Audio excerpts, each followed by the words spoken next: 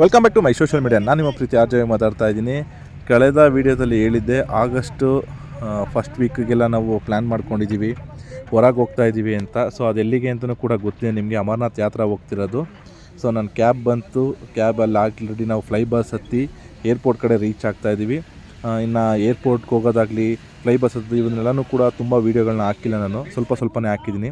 ಯಾಕೆಂದರೆ ಇನ್ಫಾರ್ಮೇಷನ್ ತುಂಬ ಇದೆ ಇಲ್ಲಿ, ಅದಕ್ಕೋಸ್ಕರ ಅಷ್ಟೇ.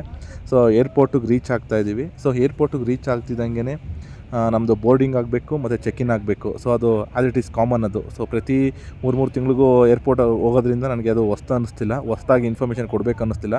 ಪ್ರೀವಿಯಸ್ ವೀಡಿಯೋದಲ್ಲಿ ಕೊಟ್ಟಿದ್ದೀನಲ್ಲ, ಸೊ ಅದಕ್ಕೋಸ್ಕರ ಅಷ್ಟೇ. ಇನ್ನು ನಮ್ಮ ಕೆಂಪೇಗೌಡ ಏರ್ಪೋರ್ಟು ಹೊಸ್ದಾಗಿ ನಿರ್ಮಾಣ ಆಗಿರೋದಂತೂ ತುಂಬ ಕಣ್ಣಿಗೆ ಕುಗ್ತಾ ಇದೆ, ಯಾಕೆಂದರೆ ಅಷ್ಟು ಚೆನ್ನಾಗಿದೆ ಮಾತ್ರ. ಫೈನಲಿ ಒಂದು 10 ಕಾರ್ಡ್ಸ್ ಇದೆ, ಕ್ರೆಡಿಟ್ ಕಾರ್ಡ್ಗಳು. ಸೊ ಅದರಲ್ಲಿ ಈ 2 ಕಾರ್ಡು ಯೂಸೇಜ್ ಆಗಿದೆ ನನಗೆ.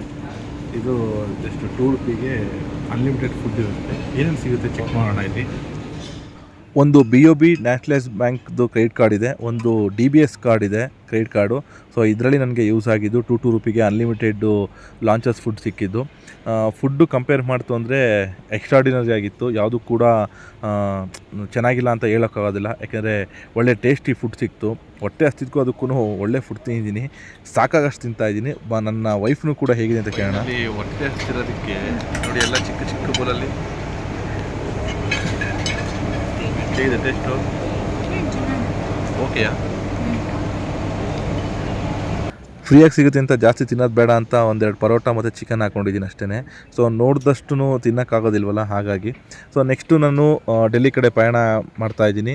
ಸೊ ನಾನು ಸೀಟ್ ಸಿಕ್ಕಿದೆ. ಸೊ ವೀಡಿಯೋ ಮಾಡೋಂಗಿಲ್ಲ ಅಂತ ಹೇಳಿದಾರಲ್ಲ, ಸೊ ಅದಕ್ಕೋಸ್ಕರ ವೀಡಿಯೋ ಮಾಡಲಿಲ್ಲ, ಸ್ವಲ್ಪ ಇನ್ಫಾರ್ಮೇಷನ್ ಕೊಡೋಣ ಅಂತಲೇ. ಕೆಂಪೇಗೌಡ ಏರ್ಪೋರ್ಟಿಂದ ನಾವು ಡೆಲ್ಲಿ ಕಡೆ ಪ್ರಯಾಣ ಮಾಡ್ತಾಯಿದ್ದೀವಿ. ಸೊ ಡೆಲ್ಲಿಲಿ ಇಳಿದು ಈಗ ನಾವು ರೈಲ್ವೆ ಸ್ಟೇಷನ್ಗೆ ಹೋಗಬೇಕು. ನ್ಯೂ ಡೆಲ್ಲಿ ರೈಲ್ವೆ ಸ್ಟೇಷನಲ್ಲಿ ಟ್ರೈನ್ ಬುಕ್ ಮಾಡಿದ್ದೀನಿ. ಮೇಜರ್ ವಿಷಯ ಏನಪ್ಪ ಅಂದರೆ, ನಾನು ಟ್ರೈನ್ ಟಿಕೆಟ್ನ ಮಿಸ್ ಮಾಡ್ಕೊಂಡಿದ್ದೀನಿ. ಅಲ್ಲಿ ಪ್ರೊಸೆಸ್ ಹೇಗಿರುತ್ತೋ ಏನೋ ಗೊತ್ತಿಲ್ಲ.